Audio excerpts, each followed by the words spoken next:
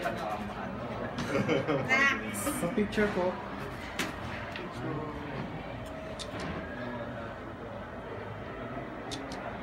Thank you. Okay? Roll. Formal niya naman. I love India. Okay, kwento naman ng story ng first set. What is the film about? Anong tinatapos? Ako na lang po. Sige po. It's about a single mom who's talagang working so hard and trying her best to raise her 3 children all by herself. And syempre, hindi madali yun. So dito natin sa pelikula makikita yung struggles ng isang pamilya na walang padre de pamilya. Mahirap siya financially and syempre yung the way mo i-handle mo yung tatlong lalaki or all by yourself, yun ba yung focus? Siguro, I think si Presi kasi may character. The only thing that she really hopes for is the best for her children. So, sabi nga niya, kahit kumain siya ng kamatis sa araw-araw, matapos lang pag-aaral yung mga anak niya, at magkaroon ng mas magandang buhay na kung yung wala siya, price enough na yun for her. So, sulit sa lahat ng sakripisyo niya o pinagdadaanan niya sa buhay.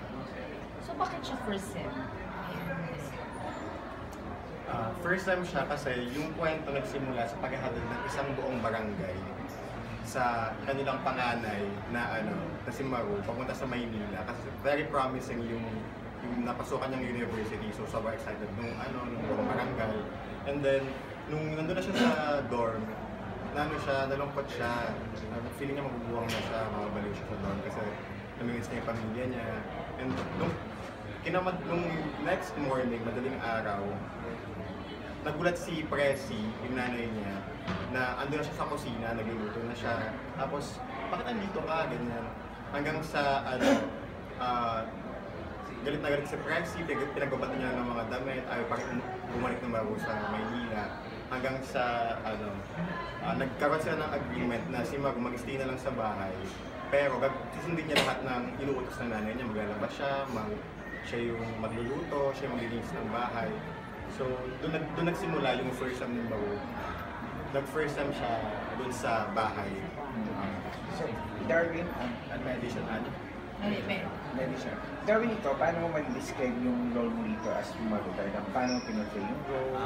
Si Maru po kasi, matalino po siyang anak.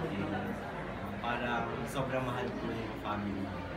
So, parang kaya niya ibigay yung buhay niya para sa kanila. Yung portrait ko yung medyo una po nahirap po ako kasi medyo wagwan po saka buti po nandiyan po si Ate Lex saka sila Miss Otto. Lagi ko ang ginagawa yung every scene and yun po. Direct, kamusta yung experience talaga yung na-receive niyo yung award sa India? Ano po yung recognition ng Madam? Yun sa India, yung napili pa lang kami as official selection, sobrang hindi na kami makapaniwala kasi yung mga ibang mga films na nasa category ng baby directors, first time filmmakers, and galing USA, Germany, Brazil, China. So tapos nung nandun na kami, ini-enjoy lang talaga namin yung moment. So naggalap pa kami sa India, sa Golconda Fort. Talagang ini-enjoy lang namin siya, hindi kami nag-expect ng any award. Then nung awards night na talaga, na yun nga, in-announce yung winner. Parang, ayun, hindi rin kami talaga makapaniwala. Sobrang saya namin, sobrang thankful kami. Tapos nung pababa na kami ng stage, kasi i-announce na yung honorable mention, yung runner-up, akala namin bababa na kami kasi tatawagin na yung ibang film.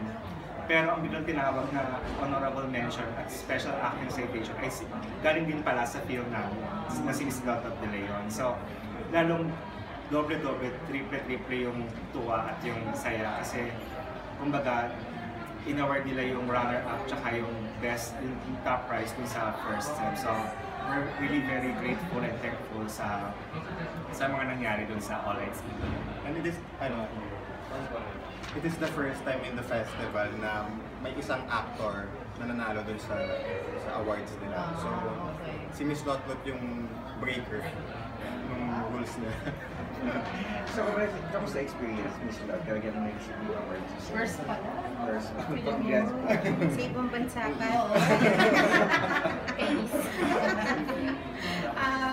Actually, na-realize ko lang yun. Medyo delayed kasi ako eh. Kumbaga sa delayed telecast eh, medyo... Anyway, sabi nung kaibigan ko kasi pinuntahan nila ako sa bahay. Sabi nung, grabe, first international mo. Tapos first best actress mo sa ibang bansa pa. Sinignan ko siya. Oo nga, no?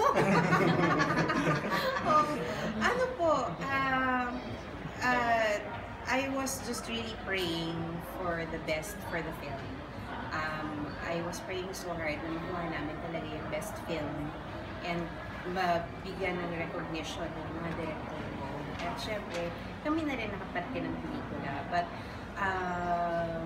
God gave us more than we were praying for, and that alone, sobrang pasasalamat ko.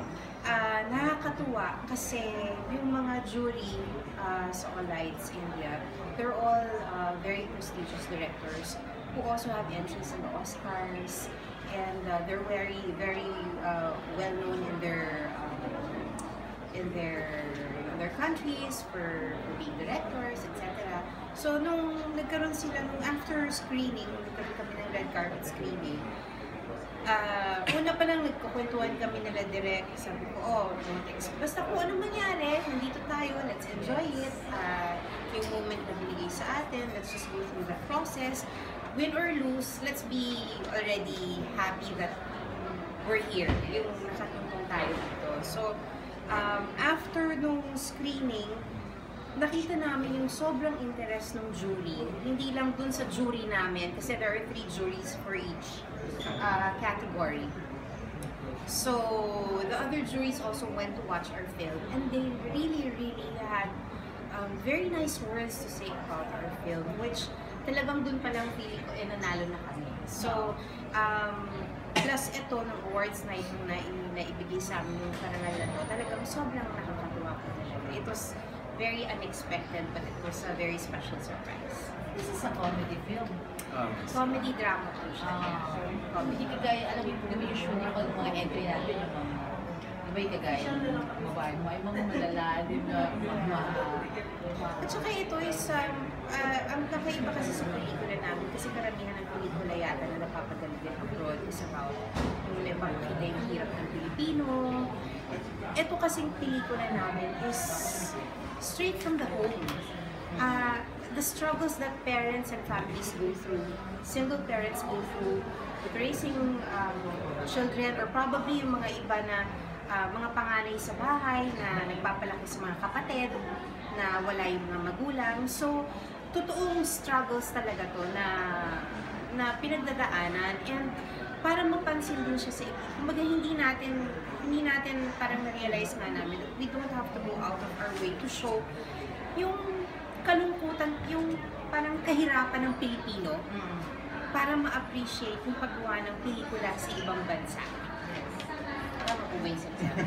At saka isang dagdag pa po, yun sa mga jurors, after nila mapanood yung first set, sinearch po nila sa Google yung filmography ni Miss Lotlot din. What are the kind of movies she does? We need to see more.